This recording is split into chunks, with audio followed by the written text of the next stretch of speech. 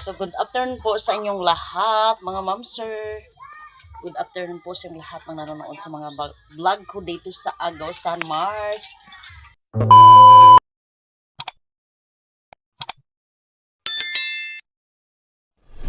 So, sa Agusan, Mars na tayo ngayon. So, kakauwi lang ni Nathan galing sa paaralan. So, yan. So, ang update natin ngayon is makulimlim yung weather natin dito sa Agusan, Mars. So, i-update ko kayo na naman dito sa ano natin, sa lugar namin. So, si Mr. dito. Yan si Mr. natin. Mr. ko na palangga. So, siguro, magtutur muna tayo. A few moments later. So, i-update ko kayo sa bulak ko dito.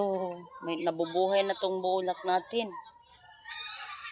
So, medyo sagbot pag yun atong palibot kay nga no. Wala pa nato ni na hinluan kay busy pa si Virgie. May music. So, i-update ko kayo sa ano natin, sa bulaklak. Napaligidan na ng mga magbike na si Nathan, no? Shout out sa akong sister-in-law nga napalitan na si Nathan og bike nila. So, thank you so much. So, dito, bukas ko na ischedulean yung mga ano natin.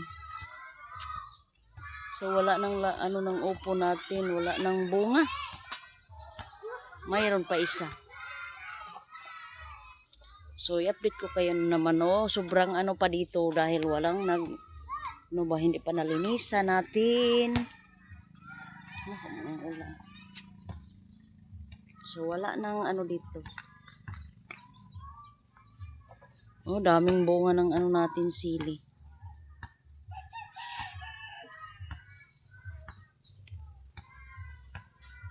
Shout out po Ate Cecil sa inyo. Si Ma'am Liliwit. Shout out po ma'am sa inyo dyan. So, kakagising ko lang. So, shout out sa lahat. Sa inyong lahat ng nanonood sa mga vlog ko dito sa Agusan, Mars. Shout out po sa inyo. So, kahapon ako nakauwi dito sa Agusan, Mars. So, sinundo ako ni Mr. doon sa Barangay Sabang. So, yan. So, yung sabi ni Kuya, hindi sana ako niya pauwiin dito sa Agusan, Mars kasi walang kasama nila mama. So, sabi ko, uwi muna ako dahil si Nathan, gusto ko muna siyang anuhin ba sa pag-aaral niya. Dahil kung si Mr. lang, may trabaho din si Mr. sa sakahan, mag-ano siya ng ano ba ng mga damo. May 400 ang kita niya sa isang araw. So, si Nathan, dito maiwan sa bahay. Kaya nagsabi ako kay Kuya na uuwi muna ako dahil si Nathan, si Mr. maghanap buhay man ng ano namin pang kape, bigas. May kapitaw. Yaon na, yaon. Pagkuhan. Yun, takuri ni Papa mo, intakang. So, yan ang ano ko sa kanya. So, sabi niya, kailan daw ako babalik doon? Sabi ko, sa birthday mo na siguro ako babalik dito. Sa August 1 ang birthday ni Kuya. So, doon ako babalik ako doon sa August. Sa 31 kami pupunta doon. Sabahin ko na si Nathan at saka si Mr. Kahit kunting salo-salo lang. Sa birthday ni Kuya. So, yan. Magbabalik ako doon sa kanila. So, yan. Pasalamatan natin ang Panginoon dahil binigyan si Kuya ng mahabang buhay. So, sabi ni Kuya, si Kuya talaga nagsabi sa amin na hindi na siguro siya maabutan ng birthday niya. Sabi niya sa amin lahat. Sabi ni Mama, mag-prepare ka sa Panginoon, huwag mong isipin niya na ganyan ang ano mo, sabi ni Mother. So, yan. Kaya, sabi namin ni Ate na magbiko lang kami, magpansit. So, kahit yan lang, at least, magpasalamat tayo sa Panginoon na, yan, si Kuya, hanggang ngayon, binigyan pa rin ng buhay. So, anyway pala si Kuya, yung sakit ni Kuya is stage 4 cancer po. Bitukan niya ba? Yung sabi nila is colon cancer. Colon cancer daw yung sakit ni Kuya. Yan po ang sabi ng doktor sa kanya. Kaya, si kuya pala, gusto si kuya magpa-opera. So, sabi ni mother, ang sabi lang ni mother sa kanya, wala tayong pera, ganyan, ipa-opera. So, sabi niya, may libre naman, sabi niya. So, sabi ni mother, yung panggastos natin doon sa hospital, libre lahat doon kasi may PhilHealth. Yung pambili natin ng resita sa labas, ganyan, sabi ni mother. Then, nagalit si kuya nagalit. Nag-ano kay mother ba, sinigawan niya si mother na, ganyan. Sabi ni mother, sabi ni kuya na, siguro kayo gusto na mabuhay pa ako dito sa mundo, sabi ni kuya. So, umiyak si mama. Hindi mo lang alam ang nararamdaman ko. Dahil, ang sabi ni mother, nag-ano lang kami ni kuya. So, si mother pala, hindi niya alam ang sakit ni kuya. Dahil hindi namin sinabihan si mother, baka masyak siya ba? Baka masyak si mother. So, kaya hindi nalaman ni mother na ganyan ang sakit ni kuya. Sabi lang namin, sabi ng doktor, na magperma kayo kung gusto nyo operahan si kuya nyo. Then yung ano niya, yung magbabawas na siya ng ano niya dito sa gilid. So tinawagan namin si kuya dito sa yung kuya namin. So anyway, si kuya pinakamatanda sa amin na magkakapatid. Siya yung namin, yung kinamagulangan ba. Dalawa yung si kuya namin na doon sa sakahan nagtatrabaho, yung may asawa. Yung si kuya ko na may sakit, walang asawa, iniwan siya ng asawa niya. Wala silang anak. So yan ang totoo ko na sinasabi.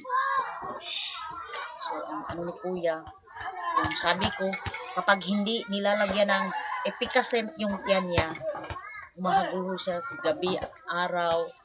Kaya kailangan talaga na ni kuya, may reserve ba na Epicacent yung malaki. Yung malaki, isang araw lang yung gamit ni kuya. So, sabi ni mama, kunti-kunti lang paglagay ba, hindi biglain. Nagalit si kuya, sabi ni kuya. Kapag hindi ko ito lagyan ng marami, sobrang sakit daw, sabi ni kuya.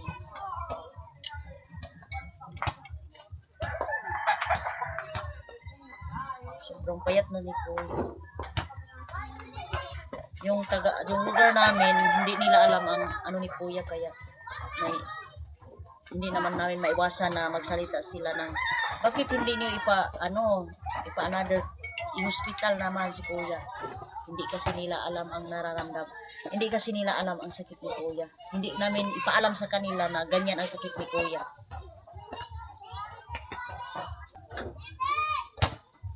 So, thank you so much pala sa suporta ninyo sa akin. Sana po, ang hiling ko, sana po wag niyo po skip yung mga ads ko. Sa totoong buhay, wala pa talaga akong sahod. Yung ko talaga, yung hinihintay ko na sahod, doon sa, sabi nila, sa post office ko kunin na yon dahil wala pa akong ATM. Kaya doon ko lang muna sa post office kunin yung cheque.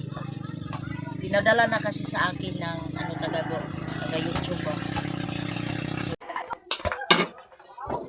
So yan, hanggang ngayon wala pang dumating sa akin. So pinapalo up ko naman doon sa post office na nung Monday.